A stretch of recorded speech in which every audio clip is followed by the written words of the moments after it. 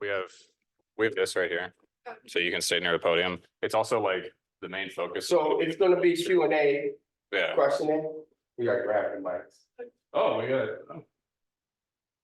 Cause you could use the ceiling lights, Yeah. but sometimes that get distorted. Yeah. Plus, we're not this time. We're mostly concerned with people who are in person because the talks are short and we're just walking people out. So ultimately, the Super Bowl doesn't hear great. It's not too big a deal as long as the people in here are hearing. Could hear better. Yeah.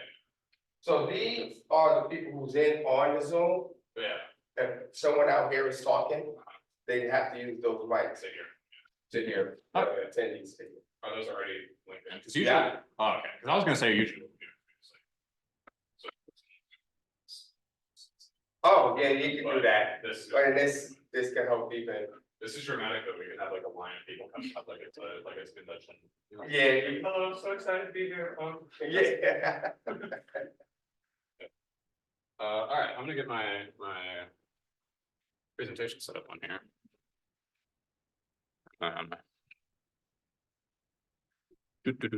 So I guess John, You did see him? John.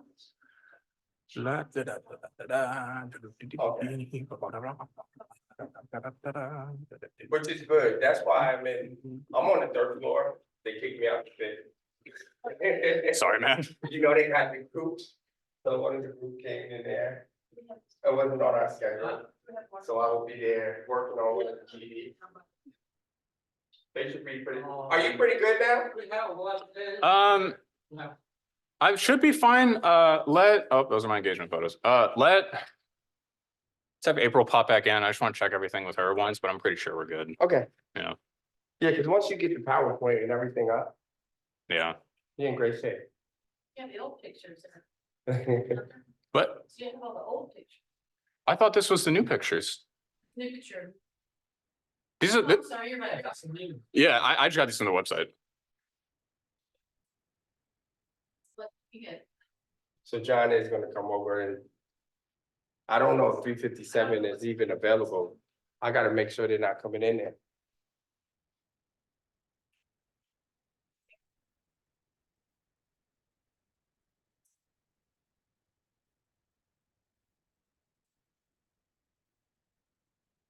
Water downstairs? No, I see it April's already put some there. Yes. Let's move, put this back in. Yes, yes, yes. Hi, I'm Hunter, by the way. Nice to meet you. You do, what machine do you use in HSRB II? I have no idea. I just started working Oh, last week. I see. Last Monday was my birthday. So Oh, wow. yeah, I'm still waiting. Yeah. Are you, whose lab are you? Library? Whose lab are you in? Oh, I'm not in the lab. I just Oh. work here Oh, okay, for okay. the AV team. I see. I saw you standing here and I was like, a scientist, and just, I just didn't think about it. Yeah. Cool. I like this building. It's a very nice place to walk around because it's the old, yeah. Brand new. Yeah, it looks like like an evil villain's lair, just like the one incredibly tall lobby with like the plants going up the side. What's this? Ooh, And I'll put it right here. That's okay. Thank you. I like this. I like a big visual aid. Yeah. And then, Might be my talk, yeah, I'll just go ahead and pull it up. but I'll try it. Please. And they're off. Okay, we'll see how many people fill the room. If we don't get a lot of people, it's probably not really necessary. Okay, thank you. I appreciate it. Remind me of when we're gonna. Tiara, I will not forget. Thank you. No trouble, I imagine. Yeah, Zoom call's already on.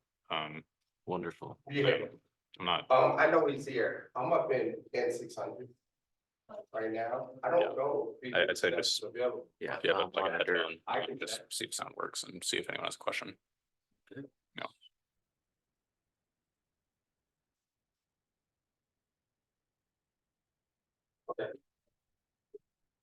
You talk to him? Oh, he did on his come in mission and that's it.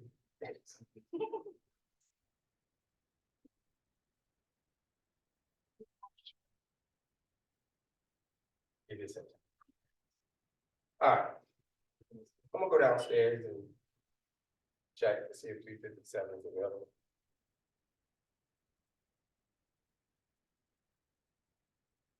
Yeah, it looks like they're pretty good up here. This external pressure thing. So it could be false. Okay. Oh, yeah, dude.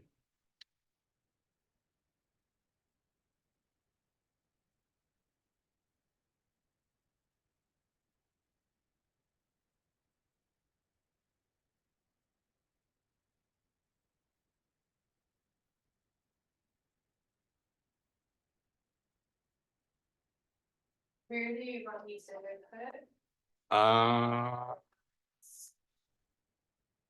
Yeah, I'm just gonna pull up OneDrive on here. So wherever you put it, you can just click on it right there. Yeah. It's external ones.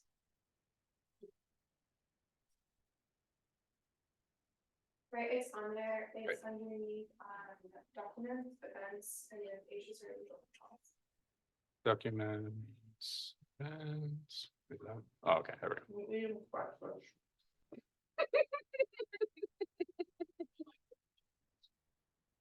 Printer is the best meal ever, especially waffles. There we go. We happy? Yes. There we go. You don't mind that I'm showing that one. I like your new picture. I don't have one of them. Although I don't like my own personal picture. I have like a Cro-Magnon furrowed brow. You're thinking. It's like over my glasses to hold them on. I have a bad case of the helmet hair to at your 3 o'clock back there. Like they just always look fucking weird, but I love it. Yeah.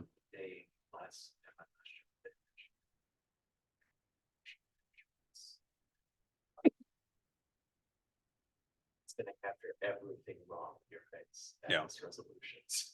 So just roll with it. That's the beauty. It's like watching like old school Star Trek on an HGTV. Oh, yeah. You see all of what's his name's makeup. What's the guy's name? Underneath what? No, the other guy. What is that? Something on the plane. Oh, No, the guy, the lead guy. oh, William Shatner. Yes, William Yeah. Shatner. Thank you. It took me a minute. William Yeah. Shatner. Like he's wearing so much makeup, and when you see it on a new HGTV, you see all of it. You're Yeah. like, oh my god, Willie. It's not. The Next Generation was like captured at a higher width than what it was later edited down to for TV. And so when they put out the full width version, you can see like the boom mic sticking in from the corner of the screen. It's great. I miss watching Star Trek. Yeah, I love that show. You know, I watch all the Next time. Generation is my jam, man. TNG rules. Will Riker with his beard. What Right. kind of an officer is allowed to have a beard? Come Right. on, man. Officers are. Are they? Yeah. I didn't know that. Is that true? Are officers allowed to have a beard? But In World War I, they didn't want you to have beard. Officers. officers are allowed to have a beard. Hi, Laura. Riker's such a dork. How are you?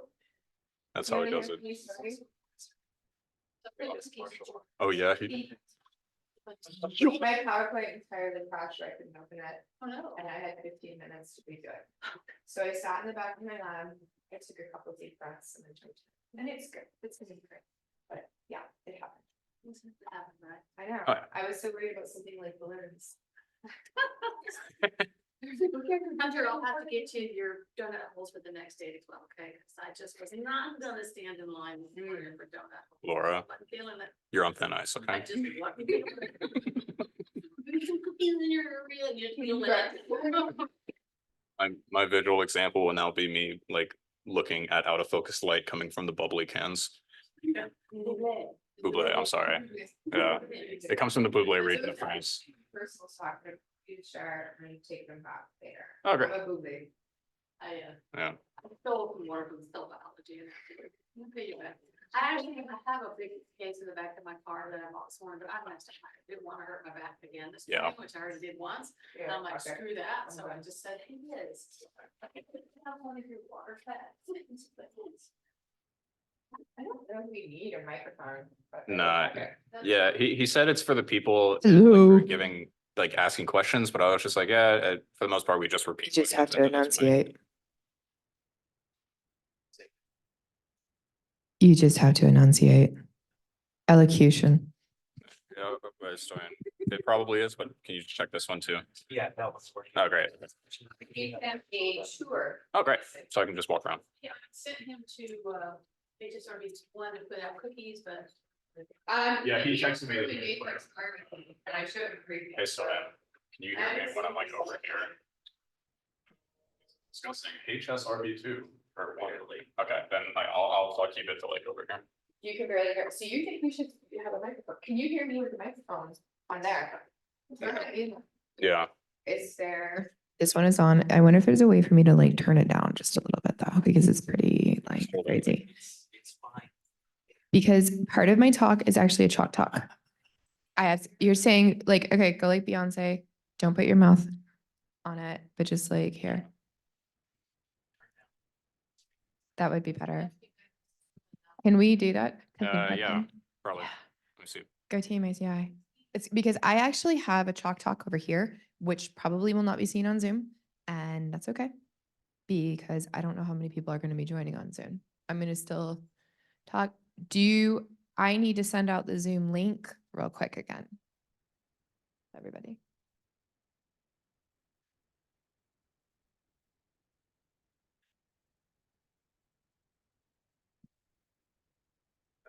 We are checking the speakers a little bit so that it doesn't seem like I'm giving a concert. I have these right here. Now, is this how I would turn down each of the volume? I know. Yeah, you know why Yeah. that volume's too low? Okay. Turn You like that it a up. little higher? Let's get it Oh, no, started. the problem is that it's too loud. Let's get it started. Oh, okay, okay. Is this pretty good? Are we good by Zoom as well? Oh, you know what you're doing here. Yeah, that's what I'm saying. I think we're good. Okay, cool. Too loud. Oh, you did? Yeah, this was Okay. fine. It was just the overhead In here. here. All right. Yeah, I think Yeah, we're- I it think was we're the good, volume honestly. with the mics. Yeah. Got it over here. Honestly, this is a pretty good menu. It was too loud, so I hit audio and look at that. So usually, if you didn't want to use those, you only could use one at a time. Okay. You could turn the lectern. And the ceiling mic's on. Oh, there's a ceiling mic. Uh-huh. Oh, So I always starts with the podium with the speaker, Yeah. because you hear it better, and then someone back there whispers. That will pick it up. But you don't want to take that chance, because you don't know what people are saying. Mumbling in the back of the room. So now you. Okay, great. And then, okay, and then this over here. But yeah, Oh, okay, that's a pretty good. the Yeah, only thing, that's you pretty can't use them mics with the ceiling mics, because you're gonna get feedback. Okay, so I'm probably just gonna keep the ceiling mic off the whole time then. Okay. Yeah, he's bringing the mics too. So- Yeah. I don't. This, I'm probably just gonna be like. Yeah.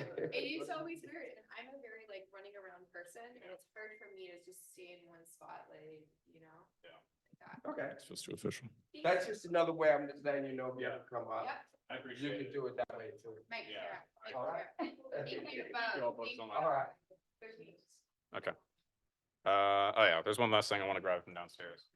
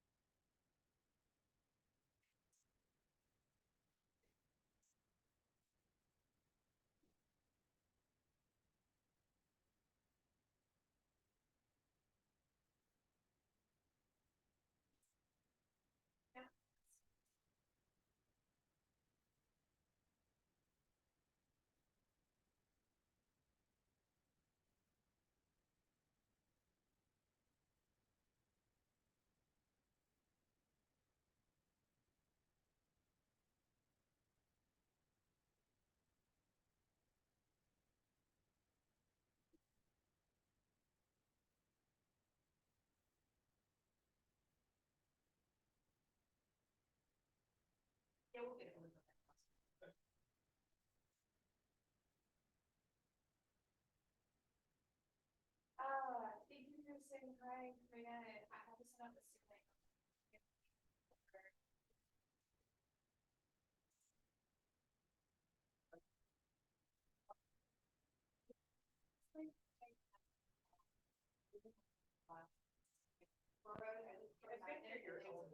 There's this furrow brow that just comes over the glasses. I think you're getting. Like my eye, like these muscles extended, Jane. Are you presenting with your first and then? Yes, so we are gonna do your presentation here first for like 15 minutes, and then go downstairs. I invited President Franz and the provost. Did they? They didn't say anything, but at first I'm like, it's not come up. They haven't showed it yet, but like, what if the silver fox shows up one day? You don't think the silver fox is gonna come with it? Or I mean, I'm sorry. The best thing. I'm gonna have my the best thing Facebook to picture figure out with it. him was in brief. And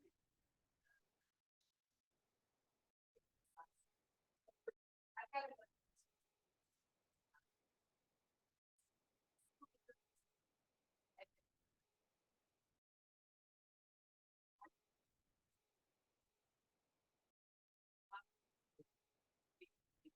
You think so? yeah. Got it? I would What shut- are they in the ceiling? It doesn't matter, I'll go shut your door. Thank you, Laura. Because I don't want to come in and find my cookies gone, for one thing. We already saw that, we're like, there's already a hole in it, I feel like someone made. So I came out, we're like. Yeah, my. Nobody's in it on the first floor that's going up and down with food, random content. Show up with their people, like.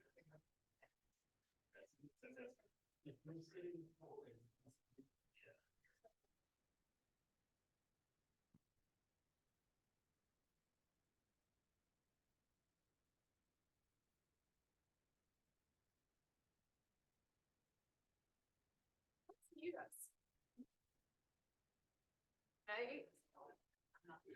Can I be muted? How do I mute? Top left, at the very top. The black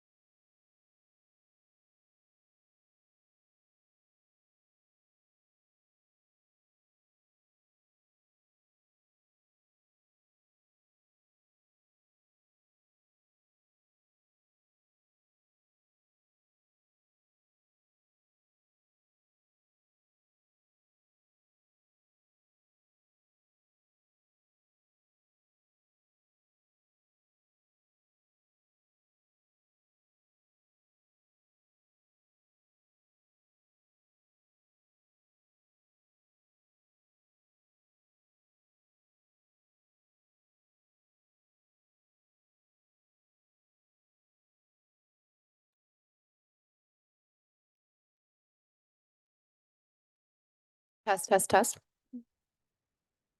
Test, test, test. Alright, let me check this one.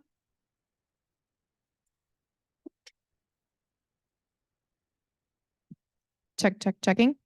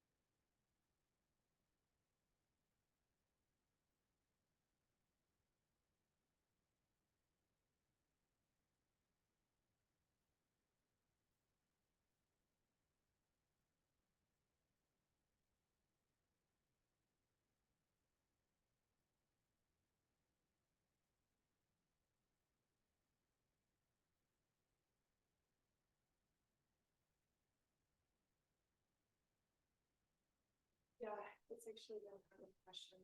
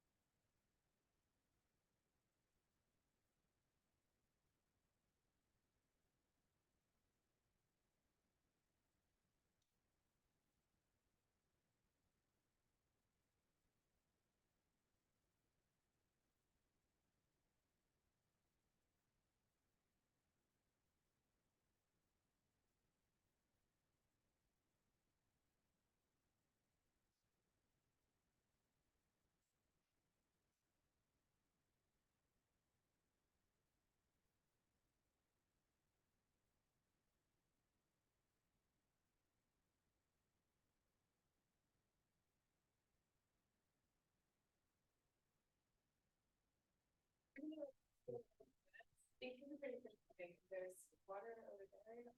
There are snackies. There are cookies and stuff downstairs. We just thought it was downstairs, but And I am going to candy the chocolate and stuff like that, so sorry that it's not here. But our hope is to be kind of brief here and really hang out by the scopes more than anything else.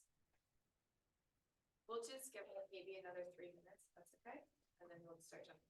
Okay, thanks so much.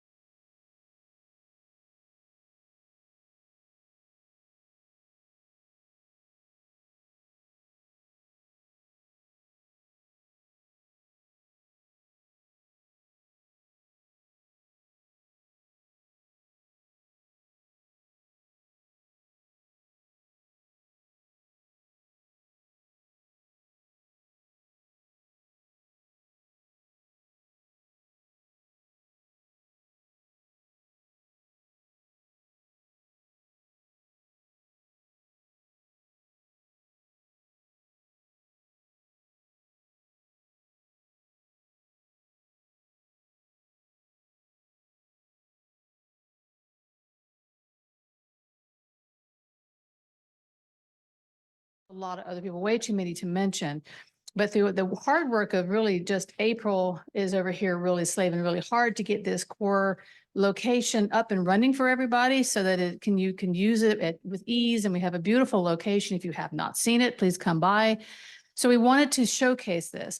And then we also have new systems over in HSRB I, which of course has been around for a few years, but now we have new microscopes that we really want you to see and see what their capabilities are and how they can really expand your research. So without much else, did I cover everything? I think I did. So without that, who starts first? I think he's going to start. All right. I just want to say a couple words. too, Absolutely. if that's okay. Thank you, Laura. That's really exciting. So the game plan for today really is to be as brief as possible here so that y'all can come down and act.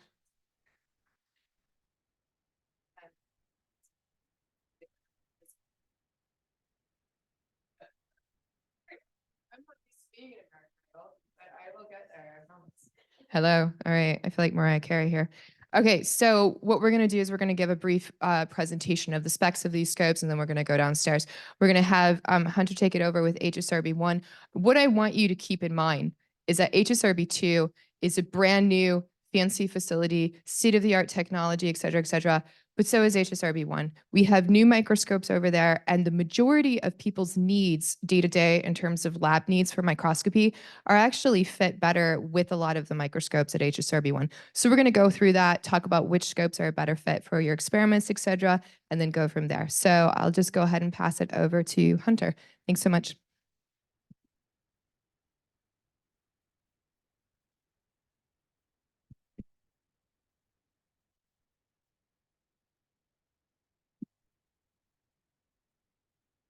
You'll have to forgive me. I had a brief identity crisis and opened the wrong presentation. There we go. All right. So. Dosing. Today we're going to be discussing HSRB I. My name is Hunter Akimian, that starry-eyed young man right there. That's me. This is the rest of the ICI who you may see planted around the room. What I want to talk about today is a place that, as April said, HSRB I, you may not have seen because unlike this beautiful array of nature up in the sky, it is in the basement of HSRB I. So you may not have come across a lot of the stuff that we have in there. And what I want to do is take 3 major pieces of equipment that we have down there. The Nikon Sora spinning disc, the Lionheart, and Workstation 3, a very powerful computer, and discuss sort of the use cases of these, why you should use them one over the other, to give you an idea of what's going on right underneath the floorboards of HSRB I. So I'm going to start with the Nikon Sora.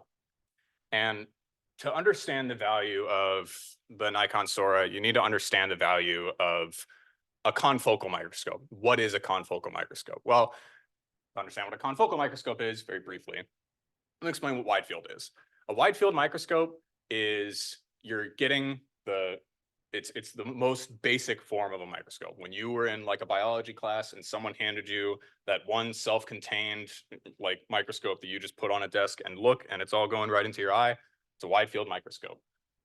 There are issues that get introduced when you're seeing all of the light coming from a wide field microscope, and I'll explain sort of how. So you can use your imaginations here, or you follow along with me. That's fine. Is if you were to stand here, or imagine me standing here, I'm going to stand here and I'm going to look at my finger and I'm going to focus on it. And when I look at my finger is in focus. But if I, while looking at it, look at what's going on behind it, all of that light is out of focus. If I were to instead focus on those water bottles over there, I can see right here that this light is now out of focus. If I were to take those 2 images, those 2 sort of focal planes, and put them on top of each other, what would I get? I would get an in-focus image of my finger on top of an in-focus image of the background. What I would also get is an out-of-focus image of my finger and an out-of-focus image of the background on top of each other. And in practice, that looks like this. This is, I took at 40x, you see a scale bar there. It's DAPI and it's GFP, but it's also nothing because it's hideous. This is not, like if you tried to sit down and segment cells based on this, you would not get much progress. Now, a couple of eggheads long ago realized that if you take a camera and you put it in front of a little pinhole, the in-focus light comes straight through, the out-of-focus light shot to the sides. And so when you can take that out-of-focus light and push it out of the way so that you're only getting the in-focus light, you get this. This is the exact same spot acquired at 40x, but with confocality turned on by basically just putting the camera, or taking the camera, taking the sample just like before, and just putting a little disc with a bunch of pinholes on it and looking through all of them at once. Now, this is a zoomed in version of it. The actual acquisition I'm taking this from is right here. Unlike the other one, this is also including the sci-fi channel. Now, in my discussion, in my brief explanation of what confocality is and how it works, I mentioned that there would be sort of 2 planes that you were putting on top of each other. So I want to demonstrate that as well. So the Sora is not only giving you confocality, it's also giving you 3D views. So this is that same acquisition, but I took about an 11 micron range, and in steps of about 0.4 microns each, I went up and down.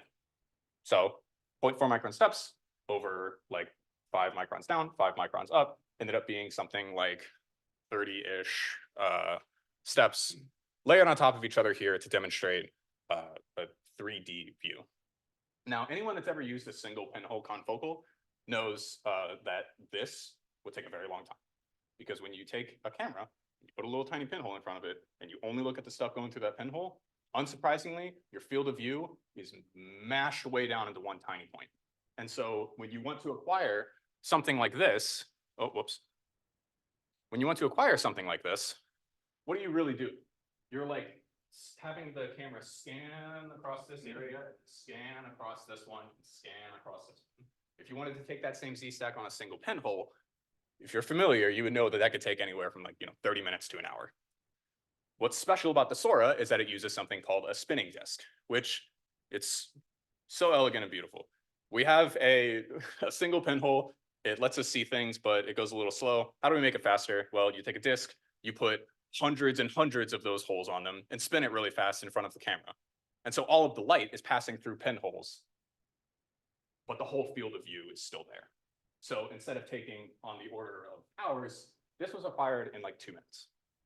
So the Sora not only can provide confocal acquisitions, it can also provide 3D in the form of the Z-stack. Sora, confocal plus Z-stack. We're going to add one more thing on top of that. And that is a 2.8 magnifier. So again, so lovely, so beautiful. How do we make this microscope look a little bit better? Let's just, we have all those pinholes. We have hundreds of pinholes on a disk. What if we just took a 2.8 times magnifier and just put it on every single one of those pinholes? And it turns out, unsurprisingly, you get a 2.8 times magnification. This is taken through the same objective as the previous one. This is a 40x objective, but it's just going through a 2.8x magnifier. In the same practice, this acquisition took us like 2 minutes.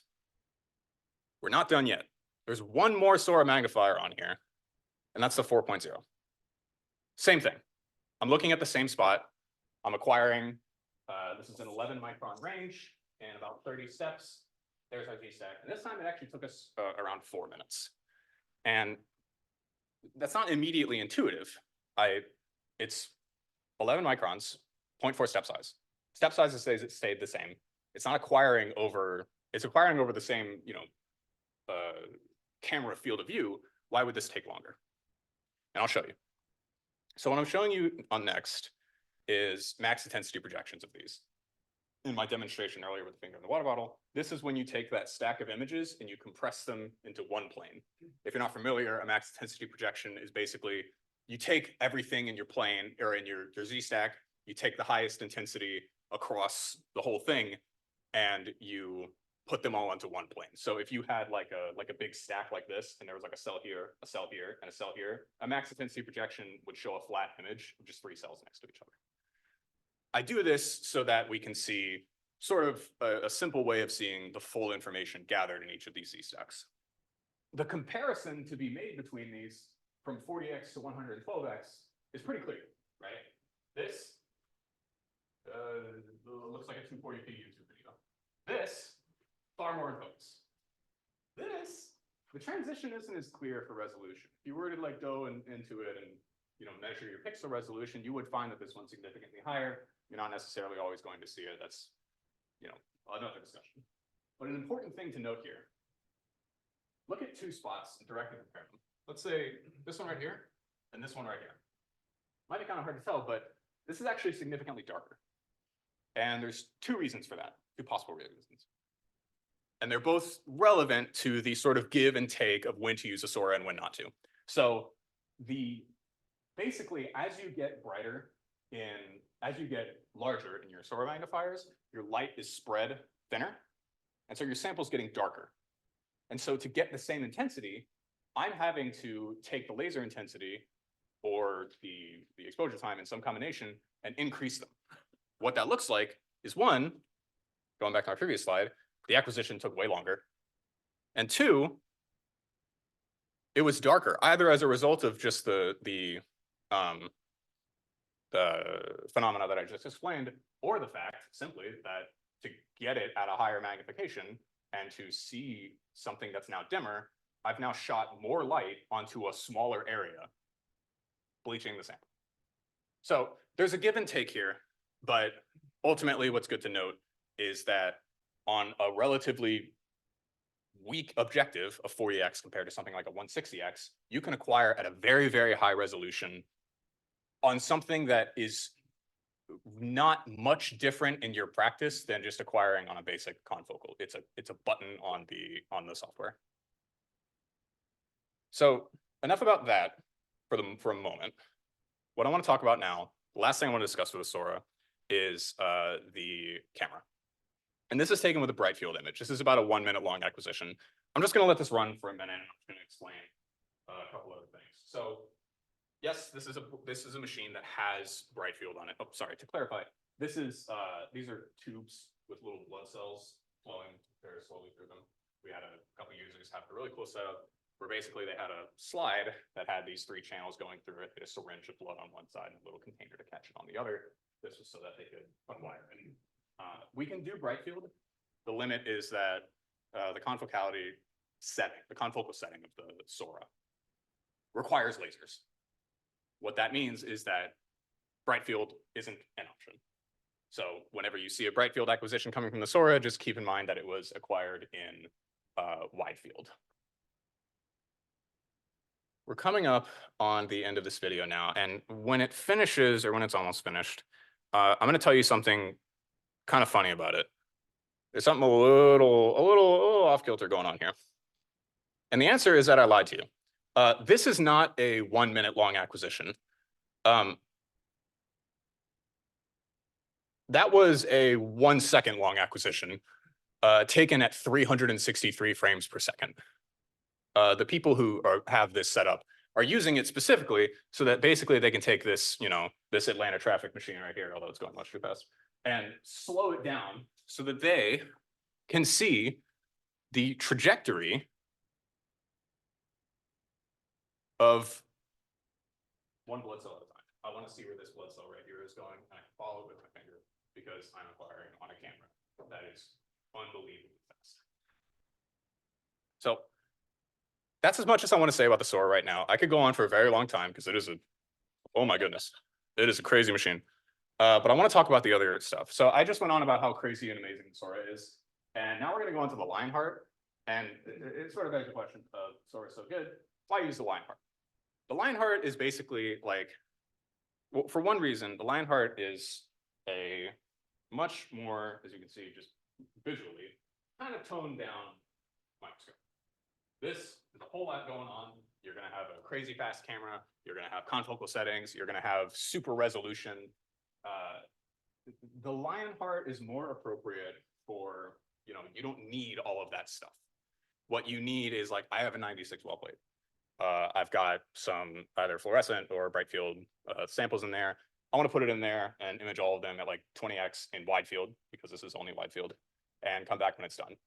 This is what this is useful for. As the SORA starts to get busier and more people are using it for things that can really only be done with the SORA, the Lionheart will be more your best friend for things that require a lot less.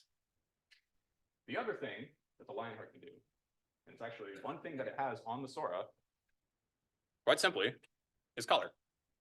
The SORA is primarily focused on fluorescence. It has a grayscale camera.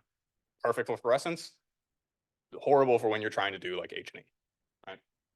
So the Lionheart has, and I bring up this image because I want to use it to demonstrate the value of Workstation 3. And one thing that I've been trying to get people to use more, which is QPath.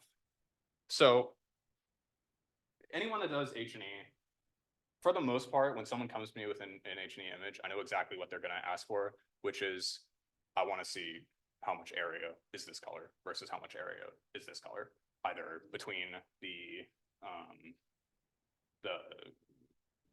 fluorescence or the color in the tissue itself, or just distinguishing the sides of the tissue versus the background. In QPath, I pop this image open and I highlight 2 areas. Take the little circle tool and I highlight this and I right click on it and I call it positive. And then I right click this and I call it negative. And then I click live preview and QPath does the rest.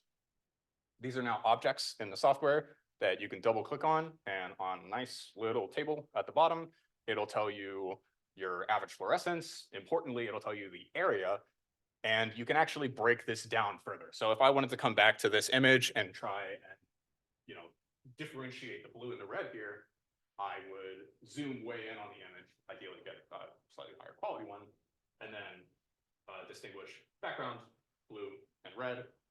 And usually with pretty minimal direction, it does a very good job of this. The other thing that QPath is really good for is fluorescence. So I've given a talk on this before. I'm going to very briefly touch on this. But basically, QPath doesn't need a whole lot to go off of. I pass it a fluorescent image. This is acinar and islet cells. And your DAPI here, your blue is your nuclear stain. You tell QPath that's a nuclear stain. It segments very quickly, does a small expansion to approximate where the cytoplasm is, and then all of these are selectable objects that are recording things like, max, min, mean, standard deviation, and median for that stain within the boundaries of the cell, not just within the nucleus, but also differentiating what's in the nucleus, what's in the cytoplasm, and what's in both. And then finally, it allows you to export either using its honestly kind of bad charting software, or what I usually recommend is exporting it as a spreadsheet, which you can do with a single step.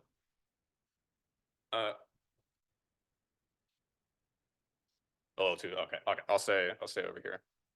For those in the call, basically, you're acquiring you're taking a nuclear stain. QPath is recognizing the nuclear stain and making measurements on all of those cells, which you can export.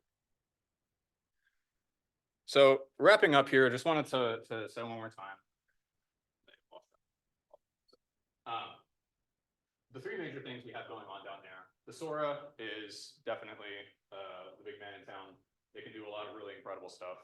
It's not necessary for everything you want to do. If you have a 10X that you want to get like a wide field image of, fluorescent or not, I would probably just tell you to use the Lionheart instead. It's a perfectly good machine for just that. And as the Sora gets more busy, you're going to be very thankful that you're trained on this machine. And then any kind of acquisition analysis you want to do, Workstation 3 is a computer that is made to be stronger than your experience where you tried to open an acquisition on a laptop and started a fire at your desk, which I think we've all experienced at some point. With that, we're all done with HSRB I. Are there any questions? Thank you.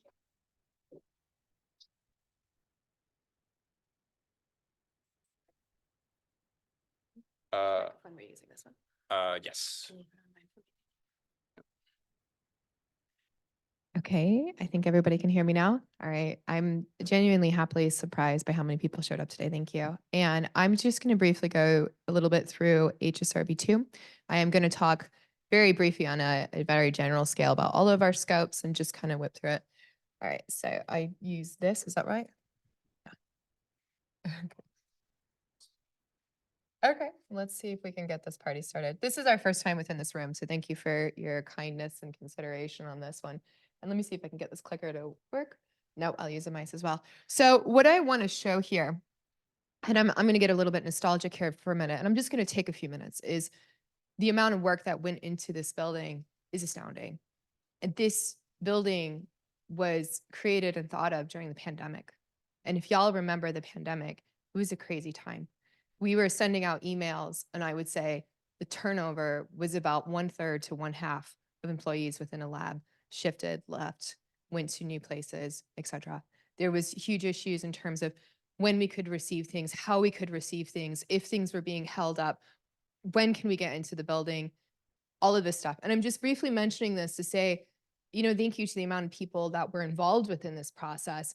And it is with absolute pride and joy that we present HSRB II today and open it up for all of you to be able to see. And I also want to highlight within ICI, we've had our own shifts. So this was taken in fall 2022, and it's when it was still a building site. You can see we're all so excited and hopeful. Like, we were just shocked. You're going to see it's huge. It's huge. And we've never had this much space before. And all we could think of was all of the cool stuff that we could do with this space in the future. HSRB II isn't just for 2024. It's for 2034. It's for what is the future of Emory and ICI. But I want to say here, these three members, which would be me, Laura, and Stoyan, are still around. Gaurav left us, he went to Boston, and we have a lot of new members who hopefully y'all have seen. So we have some new faces, we have some new scopes, but we also have a conserved good core to our core as well. All right, I'm done getting hokey pokey, so let's move on. Let's talk about our scopes a little bit. I kind of made this as like a spec sheet. I'm going to roll through this. My dad is a car mechanic.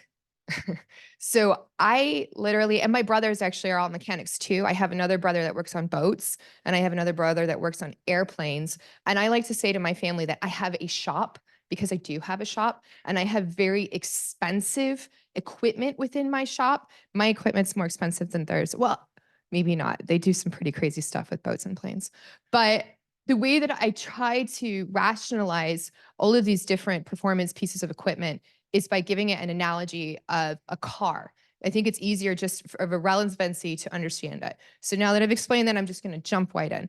The way that I view the Lionheart, hopefully my boss doesn't hate me for saying this, is like a very beautiful biological Xerox machine that you put your sample on. It's very automated. It's like, and it's super fast. This is a zip car. This is like, I do not want to make a commitment into a luxury performance vehicle. I just need something to take me from A to B. I just need to take some pictures of a 96 well plate. I need to take some pictures of transfection efficiency, whatever you want to do. I need a quick picture. It doesn't have to be the most beautiful, highly resolved thing ever.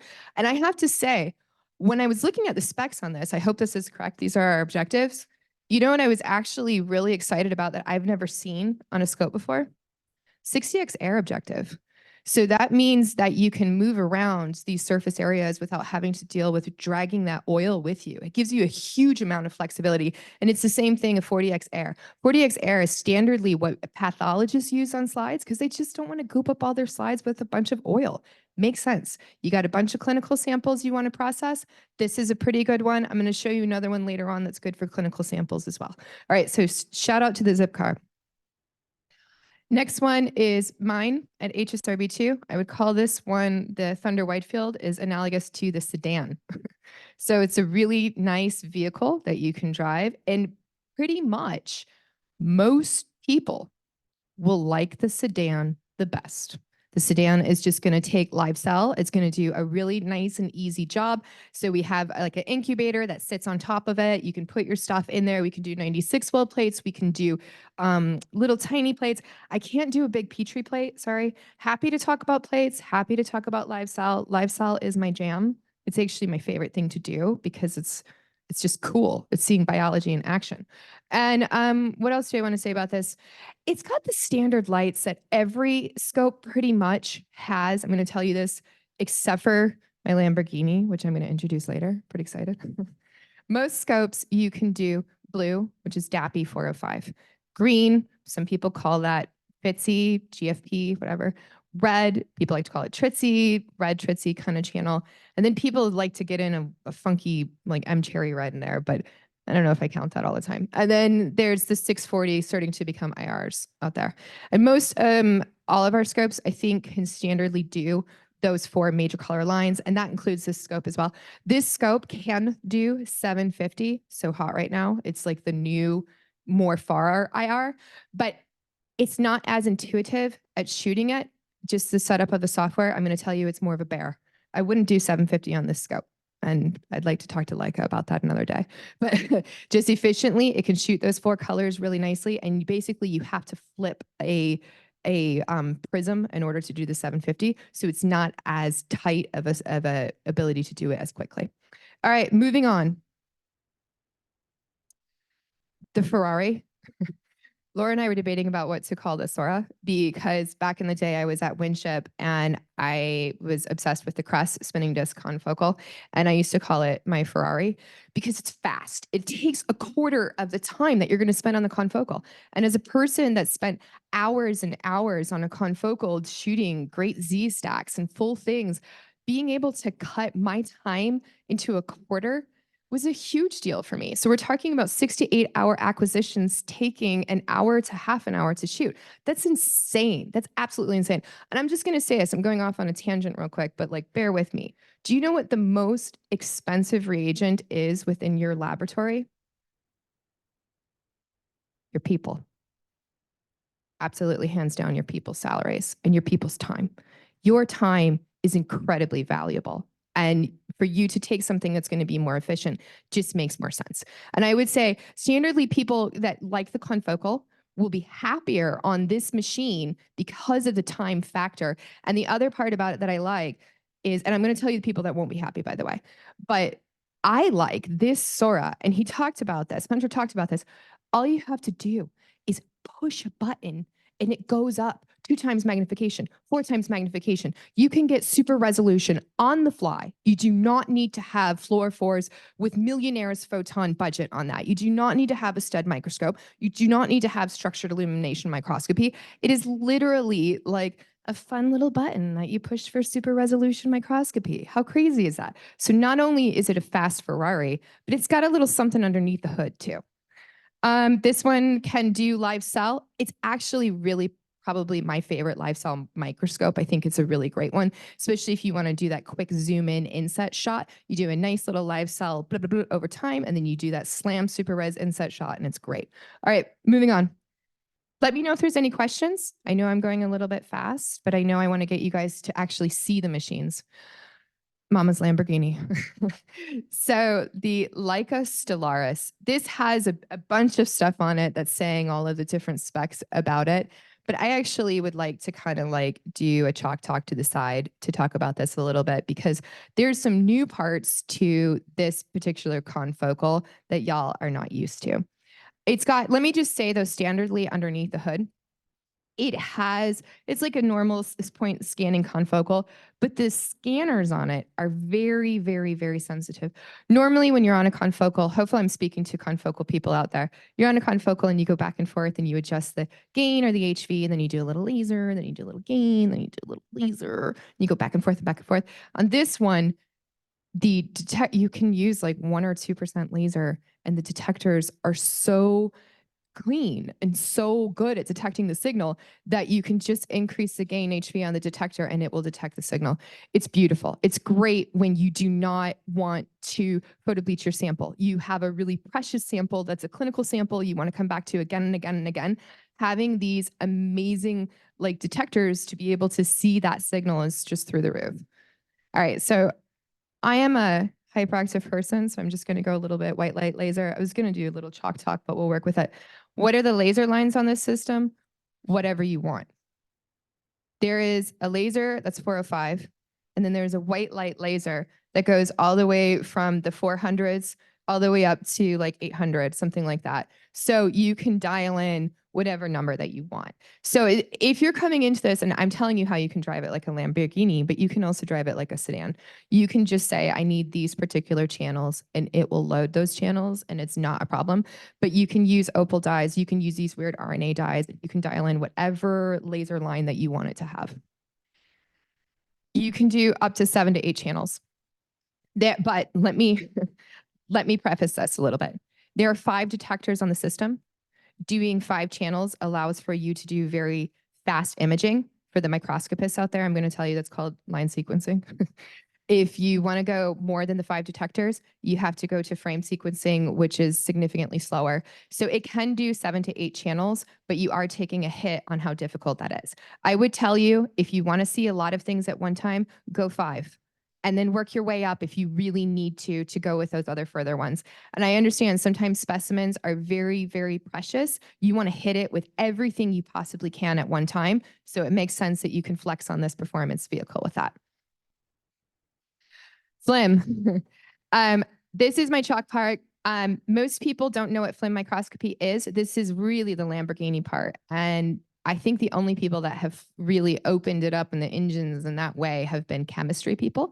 But I still would like to explain what FLIM microscopy is to everybody so that you know what it is and that it exists for you as a tool. Okay, so I'm going to come over here and I'm going to try to draw with a microphone in my hand.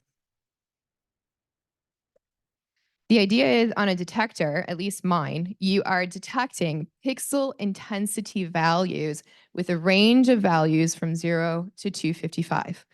Photons come into the detector. They are perceived by the detector. The signal is multiplied on the edge of the detector, and the brightness of your signal is measured and converted into basically pixel intensity values.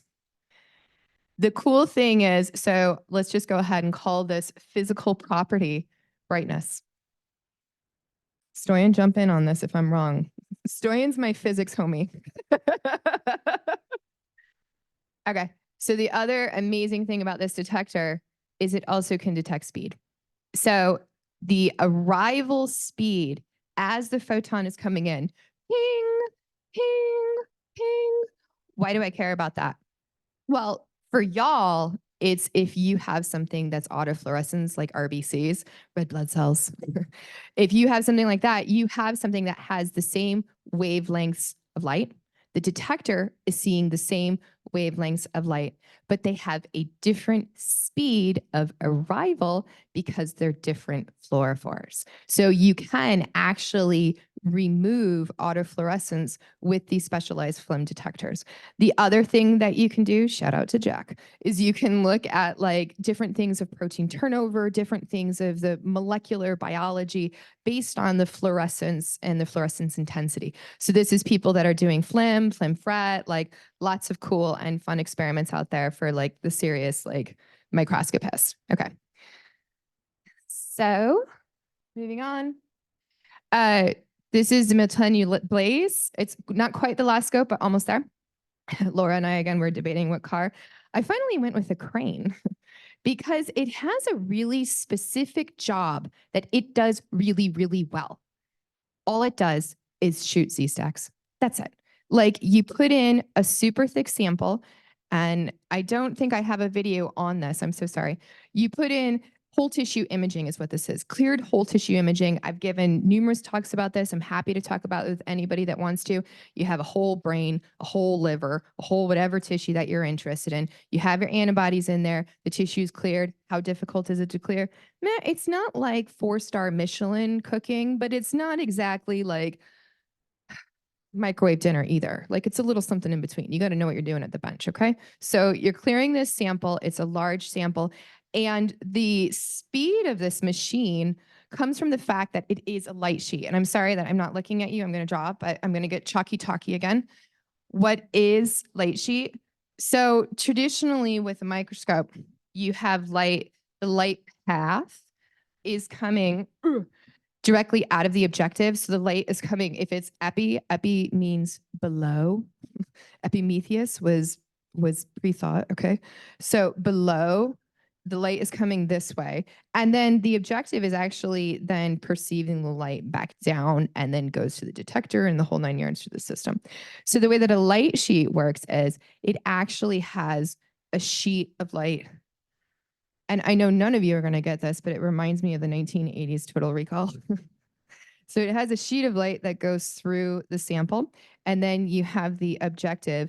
And instead of seeing just this tiny pinhole that's scanning back and forth, you perceive the entire sheet at once. So as the sheet goes through the sample, it goes, the entire sample is seen. So it's a great microscope that's just like a crane, a really easy job. All it does is light sheet and a fast Z-stack.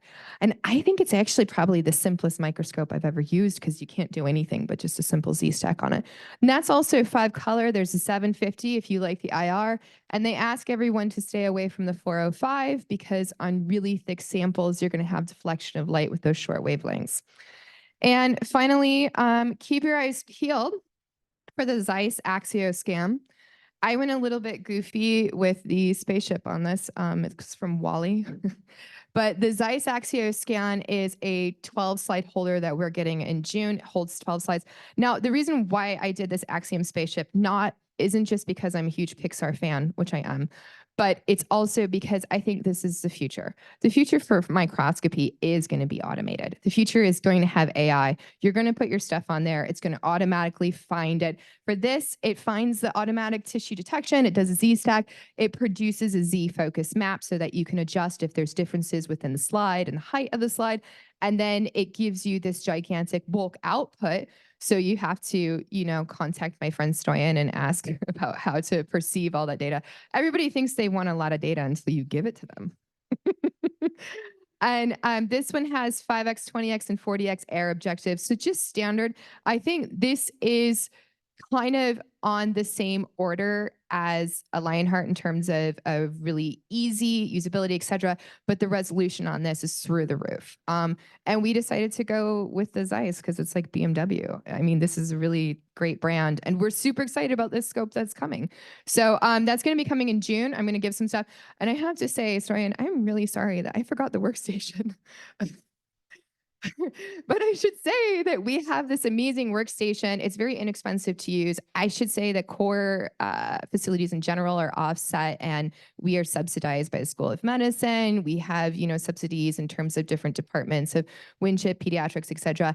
And to use this amazing, like I call it a gamer's sort of like thing. It's this through the roof computer. How much is it? It's like $30 an hour or 15. I don't remember. I'm sorry, but it's really not very much. And it has this huge computing power. We pay $20,000 a year. Hopefully you're not mad at me if you're talking money, but we pay a lot of money for this Amara software to view things three-dimensionally, give you 3D volumes. And we do all of this as a resource for our users so that you can analyze your data. Come see us, use this inexpensive workstation, talk to Stoyan, and work out what we want. We don't want to turn a profit. We want you to get great data that you're able to publish, and then you make us look awesome like a barbecue trophy. So thank you. And I will just wrap that up and say, please come down and see the space, my house. It's amazing. There's so much room for activities. And we do have standard things that you can work at. You can come work at a bench, keep it clean. I like it like a hotel. I'm going to be your Airbnb, but for microscopy. Okay. Come bring your reagents, come work at a bench. That's fine. Put your stuff into my incubator, put your stuff into my fridge, but keep it clean, keep it nice, be a good roommate, and you're always welcome. So I will see everybody. We are going to wrap this up. I'm going to say thank you. Whoever wants to come with me to third floor, you're welcome to do that. Whoever wants to go with Hunter down to HSRB I, please go with him. So we're going to split into different groups. If you don't want to see anything, that's fine as well. I'm on the third floor of this building, and I will see you guys hopefully within a few minutes. Thank you. Bye.